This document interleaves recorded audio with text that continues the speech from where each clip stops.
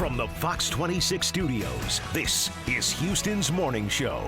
Well, many of us have been working from home the past 5 months, and sure, most of us get to see our coworkers on screen if you're doing different types of teleconference calls.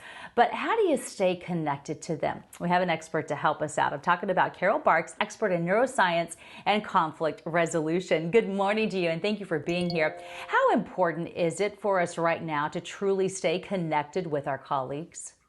It's really important right now. A huge portion of our brain has been developed over time to have social connection. It's how we survived all these years. So when we don't have it, it can cause all sorts of negative things like depression and stress and anxiety. And so it's really important that we stay bonded with those with whom we work every day.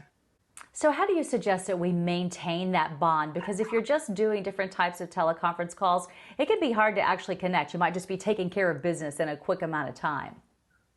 Sure. Well, one of the things that we're noticing is people are getting Zoom fatigue because we spend countless hours going from one meeting to another meeting to the next meeting. And when there's people in the room, all in the Zoom room, we don't have as much time to socialize because everybody is in a box in that same vicinity. So I recommend that people spend time and actually make time to have either Zoom meetings with a single coworker or a couple coworkers or phone calls.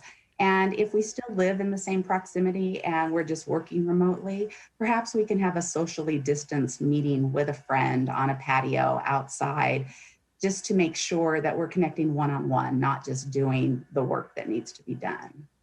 Sure. So make sure you can do those in-person connections when safely able to do it. Okay, now I know you're an expert in conflict resolution. So let's talk about if things aren't going quite so well as you would expect. What do you suggest if you are perhaps having problems with colleagues? It can be difficult if you're not able to look them in the eye in the same room and deal with that.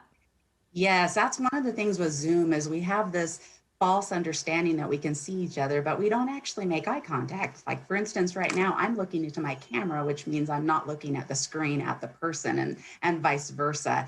So when that happens, when our brain doesn't have all the dots, we oftentimes go to a negative place. So the important thing when we're working remotely is to not make assumptions. And if something doesn't feel right, reach out, perhaps get on the phone, perhaps get on Zoom and have those conversations. Don't just create the evil plot twist and run with it.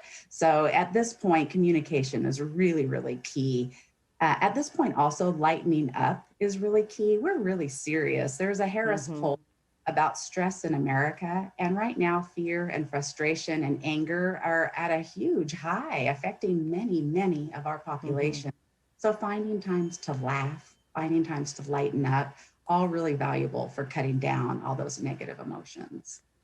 Oh, I love those ideas. And we're almost out of time, but I just want to ask you how we can also help remember the special times in our colleagues' lives, because a lot of times we call it ourselves the Fox family. So we're having big birthday parties for each other. How do we stay connected during those special occasions? That's a really super thing. And those all still really matter. So can you have a virtual birthday party?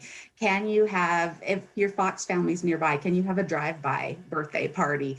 Can you do things that are creative? Can you send things over to your coworkers' homes so that they're still getting love and attention from each other? And it's about being creative and thinking about things differently and reaching out. And the surprise factor is fantastic. Our brains love that. It releases a chemical called dopamine that makes us really, really happy and really needed. Oh, yes.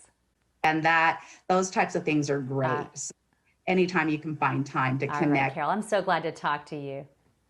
Thank you so much for having me. Of course. Thank you for the great ideas. I love your positive attitude. It's 8:37.